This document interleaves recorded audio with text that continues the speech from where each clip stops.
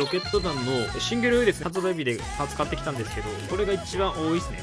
ストレージ含めてこんな感じバーってありまして、で、こんな感じ。レシーバー、榊、アポロ、アテナ、ファクトリーが多いですね。で、スーパーボール、ビックリボム、で、クロバット EX。同じ店舗の一休さんですね、買いそびれたやつ。ロケットダイナミギ3枚、スーパーボール。ここも別店舗のストレージですね、買ってきました。そして最後がクロバッチャンですね。